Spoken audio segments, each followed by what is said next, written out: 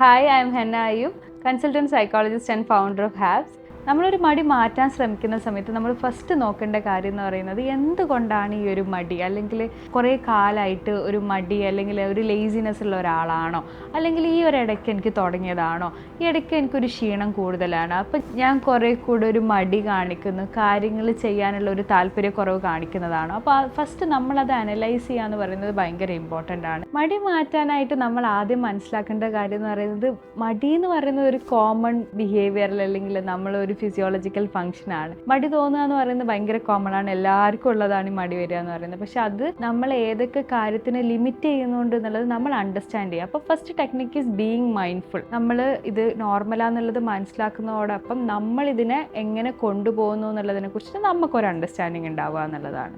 രണ്ടാമത്തെ കാര്യം എന്ന് പറയുന്നത് rest as hard as you work എന്നുള്ളതാണ്. നിങ്ങൾ എത്രത്തോളം ഹാർഡ് വർക്ക് ചെയ്യുന്നു അത്രത്തോളം നിങ്ങൾക്ക് ഒരു പ്രോപ്പർ റെസ്റ്റ് കിട്ടുന്നുണ്ടോ എന്നുള്ളത് നിങ്ങൾ ഉറപ്പുവരുത്തുക. കാരണം എന്ന് പറഞ്ഞാൽ രാവിലെ എണീറ്റത് മുതൽ മക്കളെ സ്കൂളിൽ പറഞ്ഞേക്കാൻ നോക്കുന്നു, അല്ലെങ്കിൽ ഹസ്ബൻഡ് ആണെങ്കിൽ ഓഫീസിലേക്ക് റെഡി ആവുന്നു, അവിടെ അമിതമായിട്ട് വർക്ക് ചെയ്യുന്നു, വന്നു കഴിഞ്ഞാൽ നമ്മൾ ഫോണിൽ നോക്കിയിട്ടോ വേറെ എന്തെങ്കിലുമൊക്കെ കാര്യങ്ങൾ ചെയ്തിട്ട് നമ്മൾ എന്ത് ചെയ്യുന്നത്, പ്രോപ്പർ റെസ്റ്റ് എടുക്കേണ്ട സമയത്ത് ചിലപ്പോൾ റെസ്റ്റ് എടുക്കുന്നുണ്ടാവില്ല. അപ്പം നിങ്ങൾ ആ ഹാർഡ് വർക്ക് ചെയ്യുന്നതിനനുസരിച്ച് നിങ്ങൾ സ്ലീപ്പിംഗ് പാറ്റേൺസും കാര്യങ്ങളും മെയിൻറ്റെയിൻ ചെയ്ത് ഒരു പ്രോപ്പർ റെസ്റ്റ് എടുക്കുന്നുണ്ട് എന്നുള്ളത് നിങ്ങൾ ഉറപ്പുവരുത്തുക. മൂന്നാമത്തെ കാര്യം എന്ന് പറയുന്നത് റീഫ്രെയിം യുവർ മൈൻഡ് സെറ്റ് ആണ്. നിങ്ങൾക്ക് കൃത്യമായിട്ട് നിങ്ങൾക്ക് നിങ്ങളുടെ പ്രോഗ്രസ്സുകളും നിങ്ങളുടെ മാറ്റങ്ങളും നിങ്ങൾക്ക് ക്വാണ്ടിഫയബിൾ ആയിട്ടുള്ള രൂപത്തിൽ നിങ്ങൾ എഴുതി വെക്കുക. എന്ന് വെച്ച് കഴിഞ്ഞാൽ പാസ്റ്റ് 1 വീക്കിൽ ഞാൻ എന്തൊക്കെ അച്ചീവ് ചെയ്തു, ഞാനൊരു കോഴ്സ് ചെയ്യുന്നുണ്ട്, ആ കോഴ്സിൽ എത്ര ക്ലാസ്സുകൾ ഞാൻ അറ്റൻഡ് ചെയ്തു, ഓഫീസിൽ പോയ സമയത്ത് ടാസ്ക് കംപ്ലീറ്റ് ചെയ്ത എത്ര ദിവസങ്ങളുണ്ട്. അപ്പോൾ നിങ്ങൾക്ക് അങ്ങനെ മടിയുള്ള ആളാണെങ്കിൽ നിങ്ങൾക്ക് നിങ്ങളതായിട്ടുള്ള ഒരു ചെക്ക് ലിസ്റ്റ് പ്രിപ്പയർ ചെയ്യാം. ഞാൻ ഇന്ന കാര്യങ്ങൾ ഇത്ര സമയം കൊണ്ട് ചെയ്യുന്നു, അല്ലെങ്കിൽ വീട്ടിലെ കാര്യങ്ങൾ ഇങ്ങനെ ചെയ്യുന്നു, കംപ്ലീറ്റ് ചെയ്യുന്നു. അപ്പോൾ നിങ്ങൾക്ക് ടിക്ക് മാർക്ക് ഇടാൻ പറ്റുന്ന രീതിയിൽ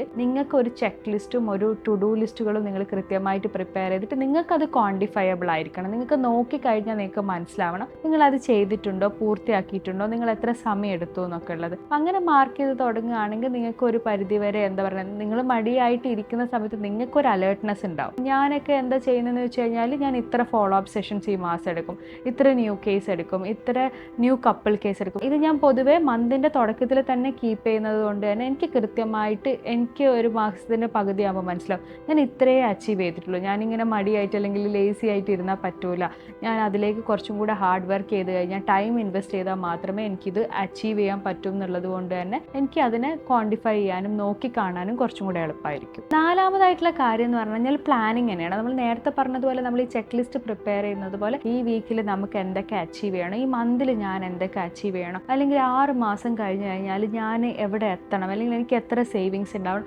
ഇതിലൊക്കെ നമുക്ക് കൃത്യമായിട്ടൊരു പ്ലാൻ ഉണ്ടാവുകയും നിങ്ങൾക്ക് നിങ്ങളെ പ്ലാനുകൾ നിങ്ങൾക്ക് കൃത്യമായിട്ട് എഴുതി വെക്കാൻ പറ്റുകയാണ്. അതിലേക്കുള്ള സ്റ്റെപ്സും നിങ്ങൾക്ക് ഐഡൻറ്റിഫൈ ചെയ്ത് എഴുതി വെക്കാൻ പറ്റുകയാണെങ്കിൽ നിങ്ങൾക്ക് കുറേ കൂടെ ഈ ഒരു മടി കാരണം നിങ്ങൾ ഡൈവേർട്ട് ചെയ്തു പോകുന്നതും കാര്യങ്ങളൊക്കെ നിങ്ങൾക്ക് കുറയ്ക്കാനും സ്റ്റേ ഫോക്കസ്ഡ് ആയിട്ടിരിക്കാനും നിങ്ങൾ ഹെൽപ്പ് ചെയ്യും. അഞ്ചാമതായിട്ടുള്ള ഒരു കാര്യം എന്ന് പറയുന്നത് സ്മോൾ വിൻസ് ആണ്. നിങ്ങൾക്ക് അച്ചീവ് ചെയ്യാൻ പറ്റുന്ന കുഞ്ഞു കുഞ്ഞു കാര്യങ്ങൾ നിങ്ങളെ പ്ലാൻസിൽ എപ്പോഴും ഉണ്ടായിരിക്കണം. സ്മോൾ വിൻസിനെ നിങ്ങൾ എൻജോയ് ചെയ്യണം. ഇപ്പം ലൈക്ക് ഈ യൂട്യൂബ് ഷൂട്ടിംഗ് എന്ന് പറയുന്നത് എൻ്റെ ഈ ആഴ്ചത്തെ ഒരു സ്മോൾ വിന്നാണ്. അപ്പോൾ ഈ ആഴ്ച ഞാൻ ബുധനാഴ്ച ഈ ഒരു ഷൂട്ട് നടത്തും എന്നുള്ളത് ഞാൻ പ്ലാൻ ചെയ്ത ഒരു കാര്യമാണ്. അപ്പോൾ അത് ഞാൻ അച്ചീവ് ആയത് എനിക്കൊരു സ്മോൾ വിന്നാണ്. ഈ ഒരു സ്മോൾ വിന്നിലൂടെ ഞാൻ കടന്നു പോകുന്ന സമയത്ത് എനിക്ക് അടുത്ത വിന്നിലേക്ക് ചെയ്യാനുള്ള ഒരു മോട്ടിവേഷൻ ഉണ്ടാവുകയാണ്, ഒരു റീഇൻഫോഴ്സ്മെന്റ് ഉണ്ടാവുകയാണ്. അത് എന്നെ ഡെഫിനറ്റ്ലി അടുത്ത കാര്യം ചെയ്യാനും കൂടെ ഹെൽപ്പ് ചെയ്യും. പിന്നെ ആറാമത്തേത് എന്ന് പറയുന്നത് നമ്മുടെ ലേസി ഹാബിറ്റ്സിനെ നമ്മൾ ഐഡൻറ്റിഫൈ ചെയ്യുക എന്നുള്ളതാണ്. എന്ന് വെച്ച് കഴിഞ്ഞാൽ ഓഫീസിൽ നിന്ന് തിരിച്ച് വീട്ടിലെത്തിക്കഴിഞ്ഞാൽ വെറുതെ കിടന്ന് കുറേ നേരം ഫോൺ നോക്കും, അല്ലെങ്കിൽ എന്തെങ്കിലും തിന്നുകൊണ്ടേയിരിക്കും. അങ്ങനെ നമ്മൾ ലേസി ആയിട്ട് ചെയ്യുന്ന കുറേ ഹാബിറ്റ്സ് ഉണ്ട് നമുക്ക്. അപ്പം നമ്മൾ എന്തൊക്കെ ഹാബിറ്റ്സ് ആണ് നമ്മുടെ നല്ല സമയം നമ്മൾ വേസ്റ്റ് ആക്കി കളയുന്നത് നമ്മൾ ഐഡൻറ്റിഫൈ ചെയ്യും. അതിനെ എഴുതി വെക്കാൻ പറ്റുകയാണെങ്കിൽ ഏറ്റവും ബെസ്റ്റ്, അല്ലെങ്കിൽ മനസ്സിലെങ്കിലും സെറ്റ് ചെയ്ത് വെക്കുക. These thing is killing my time. ഇതാണ് എന്നെ ലേസി ആക്കുന്നത്.